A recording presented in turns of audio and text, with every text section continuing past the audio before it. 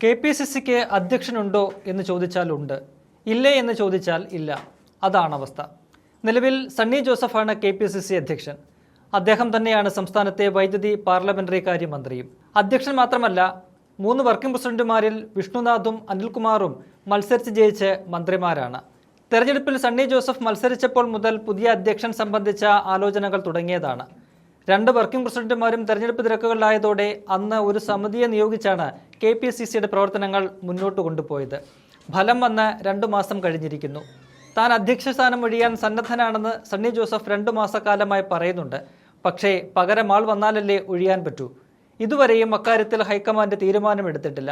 അതിനിടെ പല നേതാക്കളും പാർട്ടി അധ്യക്ഷ സ്ഥാനത്തേക്ക് അവകാശവാദം പരസ്യമായി ഉയർത്തി രംഗത്ത് വന്നിട്ടുമുണ്ട്. ഷാഫി പറമ്പിൽ, ബെന്നി ബെഹനാൻ, ആൻഡ്രു ആന്റണി എന്നീ പേരുകളാണ് സജീവമായി പറഞ്ഞു കേൾക്കുന്നത്. രാജ്മോഹൻ ഉണ്ണിത്താനും ജോസഫ് വാഴയ്ക്കാനും രംഗത്തുണ്ട്. KPCC അധ്യക്ഷ പദവിയിലേക്ക് മാനദണ്ഡങ്ങൾ വേണ്ട എന്നതാണ് ഒടുവിൽ AICC എടുത്തിരിക്കുന്നത് എന്നാണ് സൂചന. ഒരാൾക്ക് ഒരു പദവി എന്നത് സാധ്യമല്ല എന്ന തിരിച്ചറിവിലാണ് ഈ മാറ്റം. KPCC അധ്യക്ഷനെ ഉടൻ തന്നെ പ്രഖ്യാപിക്കാനാണ് ഇപ്പോൾ ഹൈക്കമാൻഡ് ആലോചിക്കുന്നത്. KPCC പുനഃസംഘടന വൈകുന്നത് പാർട്ടിയുടെയും സർക്കാരിൻ്റെയും പ്രവർത്തനങ്ങളെ ബാധിക്കുന്നുവെന്ന വിമർശനം ശക്തമാണ്. അടുത്തിടെ സർക്കാരിനെ പ്രതിരോധത്തിലാക്കിയ വിഷയങ്ങളിൽ പാർട്ടിയിൽ ചർച്ച വേണമെന്നാവശ്യപ്പെട്ട് ജനറൽ സെക്രട്ടറി കഴിഞ്ഞയാഴ്ച അധ്യക്ഷന് കത്ത് നൽകിയിരുന്നു. എന്നാൽ തന്റെ അധ്യക്ഷതയിൽ ഇനിയൊരു യോഗം വിളിക്കാൻ സണ്ണി വക്കീൽ താൽപ്പര്യപ്പെടുന്നില്ല എന്നാണ് മനസ്സിലാകുന്നത്. ഇന്ന് KPCC അധ്യക്ഷ നിയമനം സംബന്ധിച്ച ചോദ്യങ്ങളോട് UDF കൺവീനർ അടൂർ പ്രകാശ് നിർണായകമായ പ്രതികരണമാണ് നടത്തിയത്. പദവിയിൽ തനിക്കുള്ള ആഗ്രഹം അദ്ദേഹം മറച്ചുവെക്കുന്നില്ല. തന്നെ ഹൈക്കമാൻഡ് പരിഗണിക്കുന്നുവെങ്കിൽ സന്തോഷമെന്ന് പറഞ്ഞ അടൂർ പ്രകാശ്, പക്ഷേ ലഭിക്കേണ്ട സമയത്ത് തനിക്ക് ആ പരിഗണന ലഭിച്ചില്ലെന്ന പരിഭവവും തുറന്നു പറയുന്നുണ്ട്. അടൂർ പ്രകാശിന്റെ ആ പ്രതികരണം കാണാം. KPCC പ്രസിഡന്റിനെ സംബന്ധിച്ച് ചർച്ചകൾ ആരംഭിച്ചിട്ടുണ്ട് എന്ന് പറഞ്ഞു. ദീപദാസ് മുൻഷി വന്നിട്ടുണ്ട്. മുതിർന്ന നേതാക്കളും ആശയവിനിമയം ആരംഭിച്ചു എന്നാണ് പറഞ്ഞത്. അല്ല, അത്തരം കാര്യങ്ങളെക്കുറിച്ചൊന്നും എന്നെ സംബന്ധിച്ചിടത്തോളം എനിക്ക് യാതൊരു അറിവുമില്ല. അങ്ങനൊരു ചർച്ച ഇതുവരെയും നടന്നിട്ടില്ല. ആ ചർച്ച എന്തെങ്കിലും നടന്നിട്ടുണ്ടെങ്കിൽ നിങ്ങളെ കൂടി അറിയിക്കാം. ഞങ്ങൾക്ക് സന്തോഷം മാത്രമാണുള്ളത്.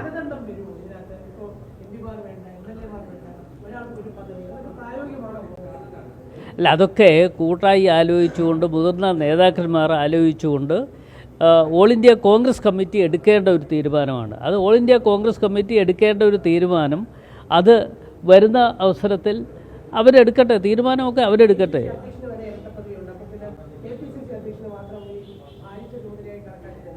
അല്ല, അത്തരം കാര്യങ്ങളെക്കുറിച്ച് ഇപ്പോൾ ചർച്ച ചെയ്യാൻ പറ്റുന്ന ഒരു സമയമല്ല.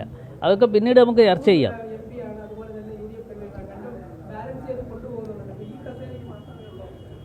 അല്ല, അത് അങ്ങനെ പ്രത്യേകിച്ച് ആരും ഒന്നും പറഞ്ഞിട്ടില്ലല്ലോ. നിങ്ങൾ ഉദ്ദേശിക്കുന്ന തരത്തിൽ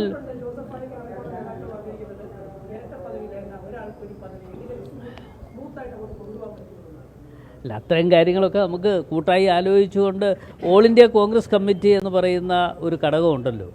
ആ ഓൾ ഇന്ത്യ കോൺഗ്രസ് കമ്മിറ്റി എന്ത് തീരുമാനം എടുത്താലും ആ തീരുമാനത്തോടൊപ്പം ഞങ്ങൾ നിൽക്കുന്നവരാണ്. ഞാനിപ്പോൾ ആദ്യമായിട്ട് കേൾക്കുക. ഞാൻ ഒരു റേസിലുമില്ല.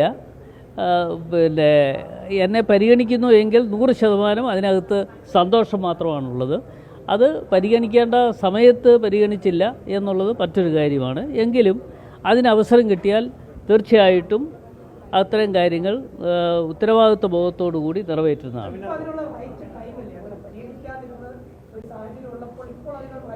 അല്ല, അത് ഞാനല്ല നിശ്ചയിക്കേണ്ടത്. ആ തീരുമാനങ്ങളൊക്കെ പിന്നീട് വരും. അധ്യക്ഷ പദവി പരിഗണിക്കപ്പെടുന്ന ഏറ്റവും യോഗ്യനായ സീനിയറായിട്ടുള്ള നേതാവാണ്. അത് പരിഗണിച്ചാൽ ആ ചുമതല സ്വാഭാവികമായി ഏറ്റെടുക്കില്ല എന്നുള്ളത്. അല്ല, ഞാനത് പറഞ്ഞല്ലോ. ഏൽപ്പിക്കുന്ന കാര്യങ്ങൾ ഉത്തരവാദിത്വ ബോധത്തോടു കൂടി നിറവേറ്റുവാൻ 100% ഞാൻ കടമപ്പെട്ടവനാണ്, ഉത്തരവാദിത്വപ്പെട്ടവനാണ്. ഏതായാലും വലിയ കാലതാമസം ഇല്ലാതെ അത്തരം കാര്യങ്ങൾക്ക് തീരുമാനമുണ്ടാകും എന്ന് തന്നെയാണ് പ്രതീക്ഷിക്കുന്നത്. ഈ നയപരമായ കാര്യങ്ങളിൽ ഈ ചർച്ച വലിയ വിവാദം വരുമ്പോൾ ഉടൻ ഉണ്ടാവേണ്ടല്ലോ ഒരു അധ്യക്ഷന്റെ പദവിയിലേക്ക്. ഇപ്പോൾ മന്ത്രിപദത്തിലേക്ക് പോയി അദ്ദേഹം തന്നെ പറഞ്ഞു ഉടൻ തന്നെ തീരുമാനിക്കേണ്ട താന് ഒഴിയാൻ സന്നദ്ധനാണ്. എന്നിട്ട് എന്താണ് ഈ തടസ്സം എന്നുള്ളത്?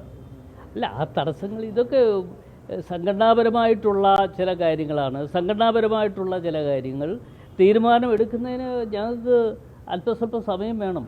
അതല്ലാതെ കൊണ്ട് നിങ്ങൾ പറയുന്നത് പോലെ നാളെ തീരുമാനം അല്ലെങ്കിൽ ഇപ്പോൾ തന്നെ തീരുമാനം എടുത്തോ എന്ന് പറഞ്ഞാൽ അത്തരം കാര്യങ്ങൾ അങ്ങനെ അംഗീകരിക്കാൻ പറ്റുന്നതല്ല.